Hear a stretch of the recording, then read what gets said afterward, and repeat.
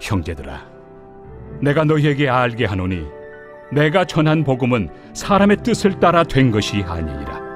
이는 내가 사람에게서 받은 것도 아니요 배운 것도 아니요 오직 예수 그리스도의 계시로 말미암은 것이라.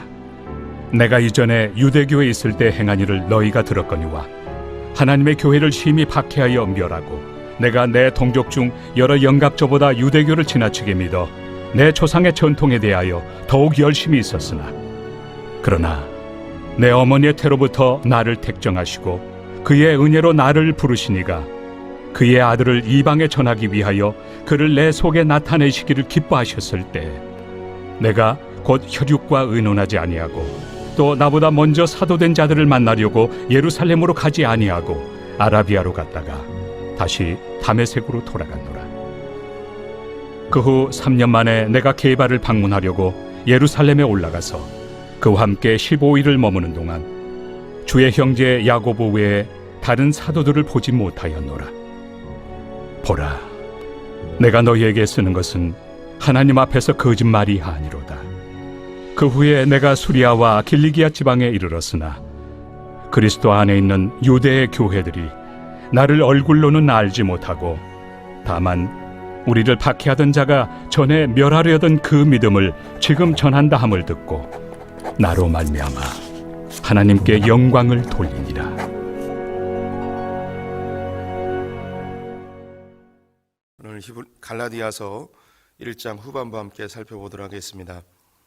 갈라디아서는 바울이 쓴 서신 중에 가장 초기의 서신으로 알려지고 있습니다. 갈라디아 지역은 바울의 1차 전도여행 때 방문했던, 그리고 교회를 세웠던 곳인데요. 안디옥 교회, 이고니온 교회, 루스드라, 더베, 이런 지역이 성경에 기록되어 있습니다. 이 갈라디아서는 2차 전도여행 때에 특별히 고린도 지역에서 전도하던 시기에 쓰여진 것으로 전해집니다. 이 갈라디아서를 쓰게 된 이 목적은 복음을 전하였는데 얼마 지나지 않아 그들이 다른 복음을 받아들였기 때문입니다. 여기서 말하는 다른 복음이라 함은 유대교 출신의 그리스도인들에 의하여서 율법을 행하고 유대교 전통을 따르고 할례를 받는 이런 것을 다시 따르게 되었기 때문입니다.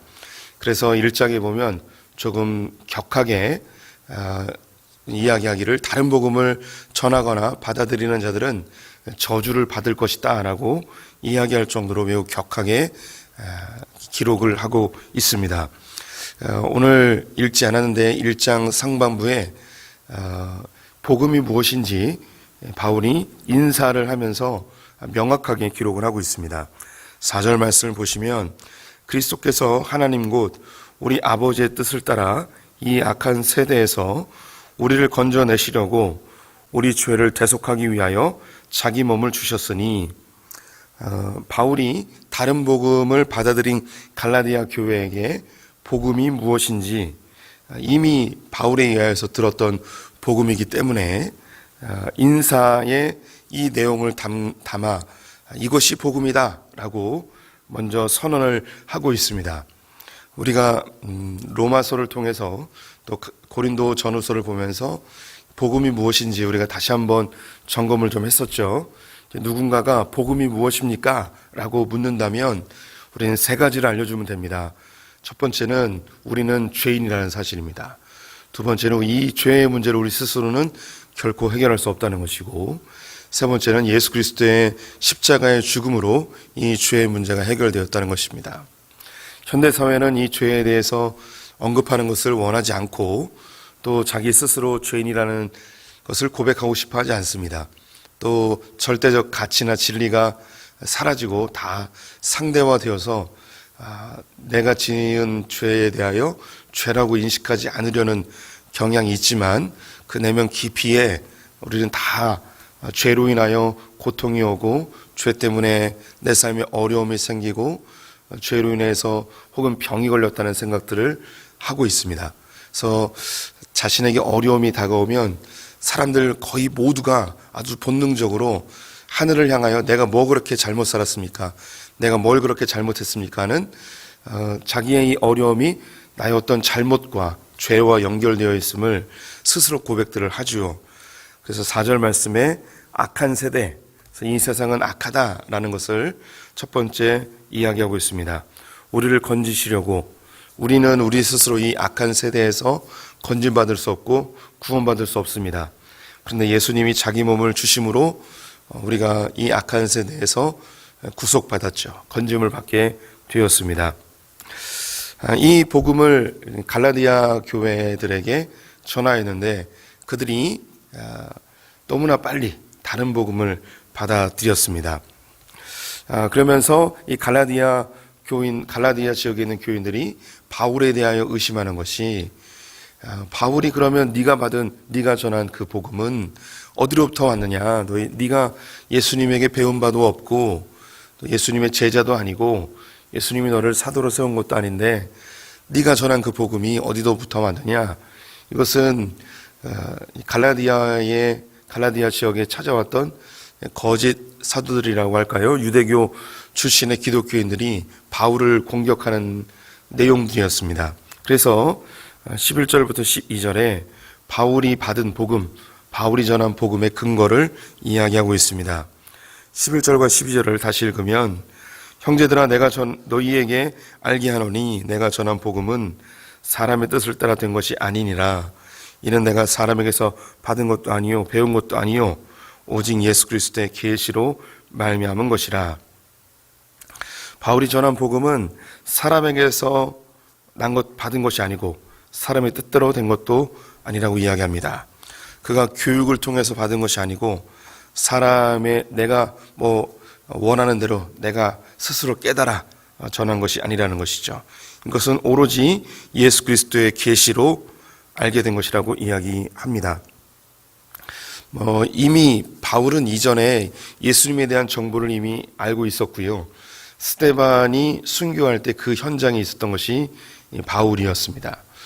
또한 그가 기독교를 박해하고 예수를 믿는 자들을 죽이려 하였던 것이 자기가 믿고 있던 유대교의 전통과 예수가 전한 것이 상이하다는 것을 알았기 때문에 죽이려 하였던 것이죠. 추측할 수 있는 것은 예수님이 유대 지역에서 상당히 영향력 있는 분이었기 때문에 바울도 예수님이 전한 이야기를 들었을 수도 있고 또 오고 가는 길에 예수님을 직접 보았을 수도 있습니다. 그렇다고 해서 예수님을 믿거나 예수님이 전한 것을 따르거나 그런 것은 절대 아니었죠. 그런데 이 예수를 믿는 자들을 잡아 죽이기 위해서 다메섹으로 가는 길에 그 길에서 예수를 만나게 됩니다. 빛된 형상으로 바울을 찾아와 사울아 사울아 네가 어찌하여 나를 박해하느냐라고 하지요. 당신이 누구십니까? 나는 네가 박해하는 예수다라는 자기가 지금까지 죽었다고 생각했던 십자가에 달려서 죽고 무덤에 갇히었지만 제자들에 의해서 시체가 도난당한 그 예수라는 그 존재가 자기 눈앞에 실제로 나타나게 되어지자 그는 그 예수의 존재를 부인할 수가 없었습니다. 더 이상 그 예수가 사람이라고 생각할 수가 없었죠. 그 존재 앞에 그는 무릎 꿇었고 그가 앞을 보지 못하는 것을 이 앞이 다시 보여지면서 그 하나님의 실체 그리고 예수 그리스도의 존재의 실체를 부인할 수 없는 존재가 되었습니다. 그는 급격히 변화되었습니다. 기독교를 박해하던 그가 기독교를 전환한 자로 바뀌게 되어졌죠. 그는 예수님을 만나면서 이방인을 위한 사도로 부름을 받게 됩니다. 그는 누구보다도 유대교를 잘 알았고 율법을 잘 알았으며 구약에 능통하였던 자였습니다. 그는 바리새인 중에 바리새인이었고 최고의 명문 학당이었던 가말리알 문화에서 공부하였던 구약을 잘 준비한 구약을 능통한 자였는데 그가 예수를 알게 되었을 때 그가 예전에 배웠던 것이 다 배설물로 여기고 진짜가 바로 이 예수였구나. 구약이 다 예언하고 구약이 손가락으로 지목하고 있는 분이 바로 이 예수라는 것을 명확하게 알게 되어졌죠. 그 과정에서 아라비아에서 하나님과 깊은 독대의 시간을 갖게 됩니다. 17절에 보시면 또 나보다 먼저 사도된 자들을 만나려고 예루살렘으로 가지 아니하고 아라비아로 갔다가 다시 다메섹으로 돌아갔노라. 이 아라비아가 어디인지 정확히는 알 수 없습니다. 많은 사람들이 추측하기를 아라비아 광야로 가는 그 길목에 페트라라는 에돔 땅에 그런 천혜의 요새가 있습니다. 우리 가운데 가보신 분도 있으리라고 생각이 드는데 그곳에는 로마의 원형 경기장도 있고 또 돌을 닦는 수도할 수 있는 그런 곳들이 아주 잘 마련되어 있습니다. 아마도 이 페트라에서 생활하지 않았을까 그렇게 추측을 하고 있습니다. 이곳에서 하나님과 독대의 시간을 가지며 하나님과 깊은 교제를 통하여 예수 그리스도가 누구이신지 알게 되는 계시를 받는 그런 일이 있었던 것 같습니다. 어떤 학자들은 이곳에서 바울이 3층 천을 경험하는 그 일이 이곳에서 있었을 것이라고 생각들을 하고 있습니다. 그리고 다메섹으로 다시 돌아와 3년여 동안 사도들을 전혀 만나지 않고 그리스도를 깊이 알아가는 과정을 가졌는데요. 이것도 또 전에 그 성경에 없지만 바나바를 이 시기에 만났을 거라고 추측들을 합니다. 그래서 이 바울의 영적인 스승 그리고 예수님을 조금 더 깊이 알 수 있었던 그 통로가 바로 이 바나바였을 거라고 사람들은 보통 추측을 하고 있습니다.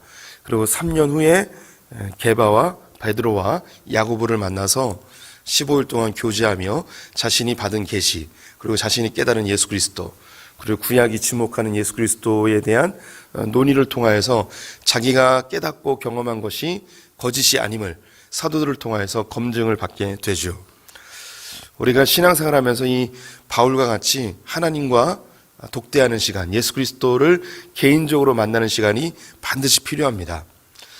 어린 시절부터 신앙생활했던 모태신앙들도 그냥 교회 내에서 익숙해진 기독교, 익숙해진 예배, 이미 성경 공부를 통해서 다 알게 된 성경의 내용들이 아니라 하나님을 인격적으로 만나고 예수 그리스도를 친밀히 나의 신앙의 고백을 하는 시간이 반드시 필요하죠. 이것을 우리가 인격적인 하나님과의 만남이라고도 이야기하고 또 예수님을 나의 구주로 고백하는 그런 과정이라고도 이야기를 합니다. 이 시기는 반드시 필요합니다. 모든 크리스찬들에게 이 시기가 필요합니다. 바울에게만 필요한 것이 아니고 모든 크리스찬에게 필요하죠. 예수를 알지 못했던 사람들이 예수를 영접하게 되면 저는 죄인입니다 라는 그 고백의 과정, 이런 것이 또 필요합니다. 또 신앙생활하면서 우리가 예수를 영접하는 시기가 있었지만 자신도 모르게 율법화되어지고 주님과 멀어지고 하면서 다시 재회심의 시간이 또 필요합니다. 또 젊은 시절에는 교회를 잘 다니다가 직장 생활하면서 또 결혼의 과정을 통해서 주님과 멀어지다가 다시 주님을 인격적으로 다시 회심하는 또는 또 그런 과정이 필요하죠. 끊임없이 주님과 다시 만나는 이 아라비아 광야와 같은 주님과 1대1의 독대의 시간이 우리 모두에게는 늘 필요합니다. 이것은 내가 주님을 만나야겠다, 주님과 1대1의 시간을 가져야겠다, 이렇게 작심한다고 얻어지는 것은 아닙니다. 우리가 신앙생활하면 바울에게 느닷없이 다메섹 도상에서 주님이 찾아와 만나 주신 것처럼, 갈릴리 바다에서 베드로를 느닷없이 만나 주신 것처럼, 나다나엘을 그 무화과 밑에서 주목하여 보시며 뜻하지 않는 곳에서 만나 주셨던 것처럼 우리 성도님들도 이 새벽에 오신 분들 분명히 주님과 그런 뜻밖의 장소에서 만남이 누구에게나 다 있습니다.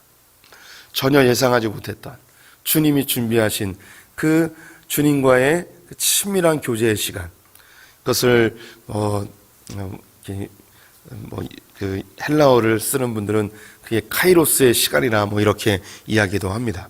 그냥 일상의 생활 크로노스의 시간이 아니고 주님과 아주 깊은 친밀한 시간을 갖는 그런 의미 있는 주님이 선택하신 그 시간이 모두에게 다 필요하죠. 바울은 아라비아에서 하나님의 계시로 예수를 깊이 알고 3년 동안 개인적인 묵상의 시간, 성숙의 시간을 가졌습니다. 제가 한때 이 3년의 시간에 깊이 빠져 있었던 적이 있었습니다. 이 단어가 너무 좋았어요. 이 갈라디아서를 처음 접하고 나서 제가 이제 군대에 가게 됐습니다. 그 시절에는 이제 3년이 군대 생활이었는데 저는 이제 30개월을 했는데 군대 가면서 이 기도를 했죠. 하나님, 제가 이제 군대 가게 됩니다. 저에게 이 3년의 시간이 바울이 하나님을 깊이 만났던 그 3년의 시간처럼 활용되게 해주십시오. 그런 기도를 하면서 주님과 깊은 만남을 사모하며 군대에 갔었던 적이 있었습니다. 또 군대를 제대하고 대학에 복학을 했는데 대학 생활이 3년 남았습니다. 그래서 똑같은 기도를 했습니다. 하나님, 제가 이제 대학에 복학을 합니다. 이제 3년의 시간이 있는데 주님이 이 시간을 바울이 하나님을 깊이 만났던 그 시간이 되게 해주십시오. 그리고 이제 신학교에 갔는데 신학교도 3년이에요. 그래서 신학교에 입학하면서 다시 이 기도를 했죠. 주님, 신학교 이 3년 동안 주님을 깊이 만나고 싶습니다. 그런 기도를 해서인지 모르겠지만 제가 예상하고 제가 계획했던 그런 방법은 아니었지만 제가 전혀 예상하지 못했던 그런 방법으로 주님이 저를 만나 주셨습니다. 신학교에서는 신학교를 휴학하고 인도에 갔을 때 제가 전혀 예상하지 않았던 그런 길이었는데 그곳에서 주님이 저를 깊이 만나 주셨죠.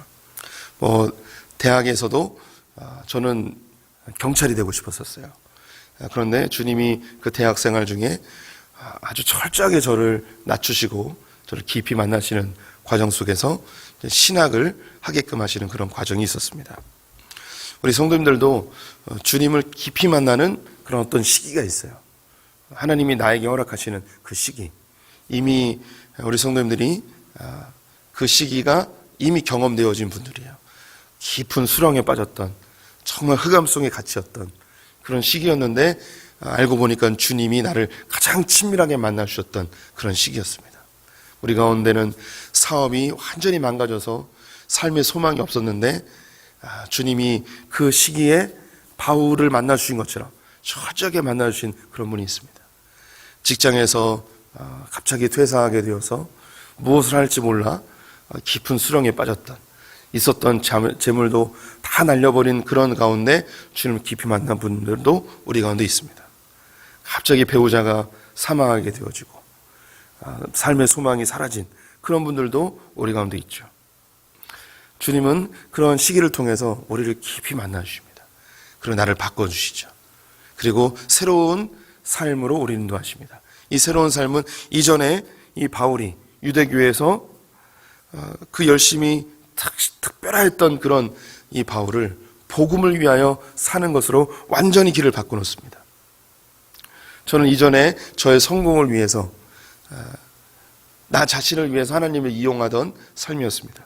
철저하게 하나님을 우상처럼 이용했던, 내가 인정받고 내가 성공하고 신학교를 다니면서도 목회자가 된다고 하면서도 철저하게 하나님을 이용하였던 그런 삶이었습니다. 저는 정말 교회에서 충성해야 했던 젊은이였습니다. 대학 생활할 때도 선교단체에서 정말 열심히 했습니다. 우리 학교에서만 전도하는 것이 아니고 다른 학교에 가서도 전도하고 CCC라는 단체를 새롭게 개척할 때 다른 학교에 가서 그 학교를 돕기 위해 정기적으로 전도하고 버스에 타면 옆자리에 있는 사람에게 전도하고 시간이 나면 평택역에 가서 전도하고 티셔츠에는 뒤에 예수한국 성령 충만을 써놓고 다니고 저를 자랑하는 게 아니에요. 그렇게 열심히 했어요. 그런데 그 열심히 했던 동기는 뭐냐면 이렇게 열심히 하면 주님이 나에게 뭔가 잘해 주실 것이라는 그런 기대감. 열심히 하면서도 그 내면 속에 내가 이렇게 열심히 하면 주님이 나를 성공시켜 주시겠지. 나를 부자로 만들어 주시겠지. 내가 원하는 것을 이루어 주시겠지. 지극히 율법적인 무엇을 하면 주님 뭘 주실 것이라는 그런 삶을 살았습니다. 그것이 저의 옛 모습이었습니다. 교회도 다니고 예수를 고백했지만 저는 철저하게 율법적인 삶을 살았죠. 주님을 이용하는 삶을 살았습니다. 그런데 주님이 저를 깊이 만나시며 저를 다루신 이후에는 저의 삶이 바뀌어버렸습니다. 바울이 유대교에서 기독교로 바뀐 것처럼, 율법에서 복음으로 바뀐 것처럼 저는 바뀌었습니다. 주님이 나를 그냥 부르심에 대한 감사, 주님이 시키면 뭐든지 하고, 더 이상 주님을 이용하려 하지 않고, 주님을 통해서 내가 성공하려 하지 않고, 주님 때문에 인정받으려 하지 않는, 오로지 주님의 복음의 빚진 자의 삶, 빚을 갚는 삶으로 살기로 결정하였습니다. 그렇다고 해서 제가 뭐 완벽하게 산 게 아닙니다. 그런 회심의 과정이 있었음에도 불구하고 불끈불끈 올라오는 더 인정받고 싶고, 또 성공하고 싶고, 더 잘되고 싶고, 또 경쟁하고, 또 비교하고, 이런 삶이 계속 반복되고, 또 다시 나를 복음 안에 다시 바로 세우고 바로 세우는 과정들이 계속 있어 왔죠. 하지만 결정적으로 중요한 것, 율법에서 복음으로 바뀌어진 것입니다. 다시 돌아가려 하지 않습니다. 다시 돌아가면 안 됩니다. 다시 그 지긋지긋한, 어떻게 하면 성공할까? 어떻게 하면 하나님을 이용해서 조금 더 나은 사람이 될까? 주님을 우상처럼 섬기던 그 삶으로 다시 돌아갈 수는 없습니다. 이 복음의 참된 자유함, 이 복음으로 얻어진 이 기쁨, 이걸 포기하고 싶지 않습니다. 바울이 그 다메섹 도상에서 완전히 바뀌어졌죠. 단순히 그 다메섹 도상에서의 그 사건이 중요한 게 아니고, 그 이후에 3년 동안 깊이 주님을 만나며 자기의 삶을 예수 그리스도의 삶으로, 그리스도 중심적인 삶으로 바꾸는 그 과정이 있었던 것이죠. 회심의 순간은 누구에게나 있을 수 있습니다.